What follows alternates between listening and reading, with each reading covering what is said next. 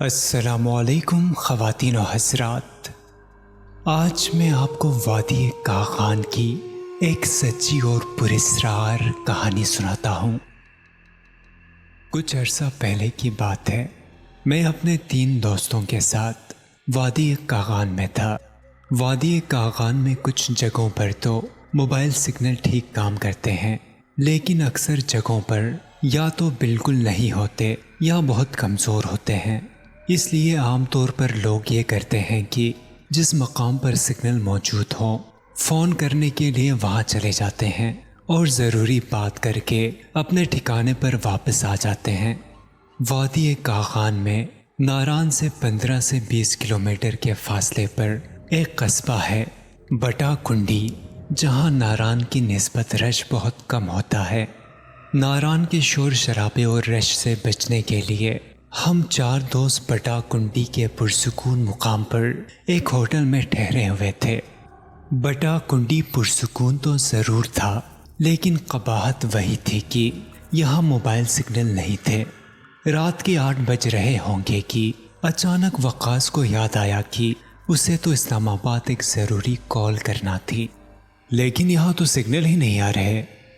Mobile signal تو ناران میں ہی ملیں گے، میں بولا۔ پھر تو میں اور فہیم گاڑی لے کر ناران کی طرف جاتے ہیں، راستے میں جہاں بھی سگنل آئے وہاں فون کر کے واپس آ جائیں گے، وقاص بولا، اور وہ دونوں اٹھ کھڑے ہوئے۔ کافی دیر بعد وہ واپس آئے تو ہم دونوں گرم بستروں میں دبکے ہوئے تقریباً نیند کی حالت میں تھے، لیکن میں نے نوٹ کیا کہ ان دونوں کے چہروں پر ہوائیاں اڑ رہی تھیں اور وہ ہم سے بات کیے بغیر اپنے کمرے میں چلے گئے۔ صبح اٹھے تو میں نے وقاص سے پوچھا، کل تم لوگ فون کر کے واپس آئے تو مجھے کچھ پریشان سے لگے، سب خیریت تھی؟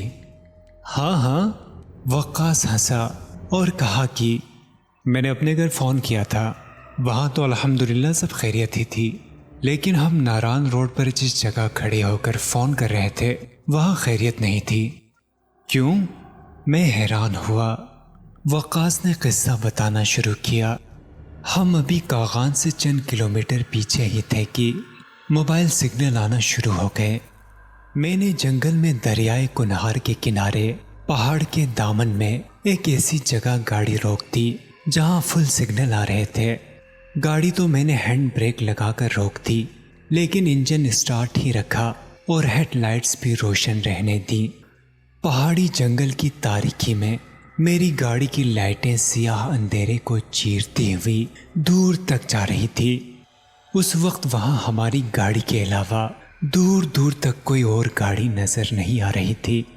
میں نے فوراً گھر فون ملایا اور بات کرنے لگا۔ ابھی بات جاری تھی کہ اچانک میں نے دیکھا کہ گاڑی کے بائیں ہاتھ سے ایک آدمی پیدل چلتا ہوا آیا۔ سفید لباس پہنے اور کاندھے پر چادر ڈالے وہ شخص آہستہ آہستہ چلتا ہوا میرے بالکل برابر سے گزرا اور آگے کی طرف بڑھتا چلا گیا۔ میں فون پر بات کرتا رہا اور سرسری طور پر اس شخص کو گزرتے ہوئے نوٹ کرتا رہا، لیکن میں اس وقت حیران و پریشان ہو گیا جب میں نے دیکھا کہ وہ سفید پوش ہیڈ لائٹس کی تیز روشنی میں آتے ہی فضا میں تحلیل ہو گیا، غائب ہو گیا۔ کیا مطلب؟ میں اچھل پڑا۔ جی، وقاص نے اپنی کہی ہوئی بات کی تصدیق کی اور مزید بولا کہ میں پہلے تو یہی سمجھا کہ شاید یہ میرا وہم ہے، اس لیے سر کو جھٹکا اور فون پر بات جاری رکھی، لیکن چند لمحوں بعد ہی ہم دونوں نے دیکھا کہ اسی طرح کا ایک اور سفید پوش شخص گاڑی کے بائیں طرف پیچھے کی جانب سے آیا اور وہ بھی اسی طرح خراما چلتا ہوا گاڑی کے برابر سے گزرتا ہوا آگے ہیڈ لائٹس کی روشنی میں آیا اور فضا میں تحلیل ہو گیا۔ اب تو ہم دونوں بہت گھبرائے۔ موبائل میرے ہاتھ سے چھوٹتے رہ گیا۔ میں نے فون پر جلدی بات ختم کی اور گاڑی تیزی سے واپس موڑ لی۔ جیسے ہی گاڑی موڑی تو اس کی روشنیاں بائیں طرف ایک چٹان کے اوپر پڑی۔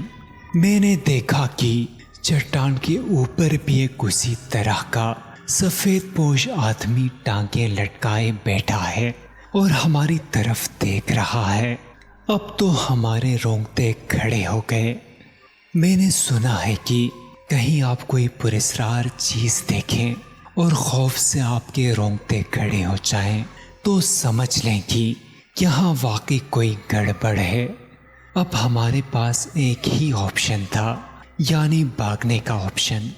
फीकी हंसी हंसा और कहा कि तो बस मैंने एक्सेलरेटर फुल दबाया और गाड़ी तकरीबन उड़ाते हुए बटा कुंडी वापस पहुंचा। उस वक्त तो हमारी ये हिम्मत भी नहीं हुई कि ये वाकया आप लोगों को सुनाते। अब सुबह हो गई है, सूरज चमक रहा है, तो खौफ कम हुआ है और इसीलिए ये वाकया सुना रहा हूँ। दोस्तों, हम उम्मीद करते हैं कि हमारी आज की वीडियो आपको पसंद आई होगी।